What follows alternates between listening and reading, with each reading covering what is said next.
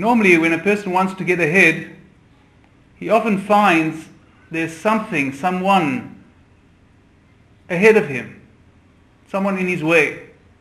That person could be blocking him, or even he could be opposing him. He could be confronting him.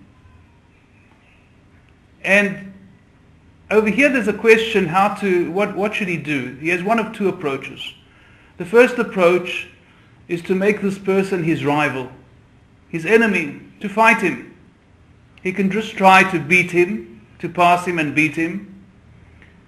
Or even, he can even look to, instead of just worrying about getting ahead, it could be worse than that. He could look to pull the other person down, to try and bring him down, to belittle him, to make fun of him maybe, and to lower the other person's status.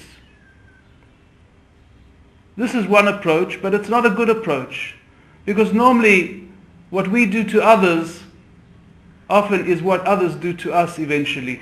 It all comes back on us. The world works according to the principle of measure for measure. You get what you give out. The second approach is to look at this person as an ally, as a friend. Maybe he's working towards a goal similar to yours. Maybe you can work together with him. Maybe you can join him.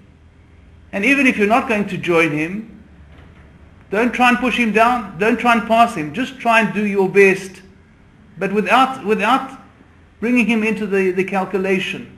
On the contrary, look to encourage him. Look to support him. Look to promote him even. And again, the rule is what you do to others is what others eventually do to you. You promote others, others will promote you. You support others, they will support you. In this week's Parsha, we find a very ambitious individual, Korach. He was wealthy, he was intelligent, very tremendous leader, charismatic, a very forceful personality. And he saw the hierarchy in the desert as being something that opposed what he wanted to, opposing him. And he decided to take the first approach. That was his approach. He wanted to get ahead, but he did it by first opposing the Aaron, and then eventually Moshe. And he did it in a way that he made fun of Moshe, he scoffed him, and ultimately it came out, he made fun of the mitzvahs. He was making fun of Hashem's mitzvahs, and he was making fun of Hashem himself. And the consequences were catastrophic, terrible.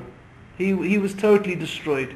He and all of his followers, all the followers he gathered together, the group he built, all that entire group was destroyed. And it was a tragedy, and it was a tremendously powerful lesson for the whole Jewish people. What happens when you go against Hashem.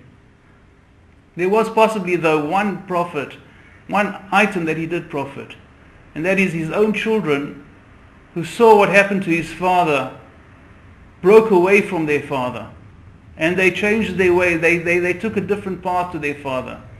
And from them and from that family came very great individuals, very great people. So Korach did profit that his descendants would be great people who contributed greatly to the Jewish people. But for himself, Korach did in fact get a very raw deal.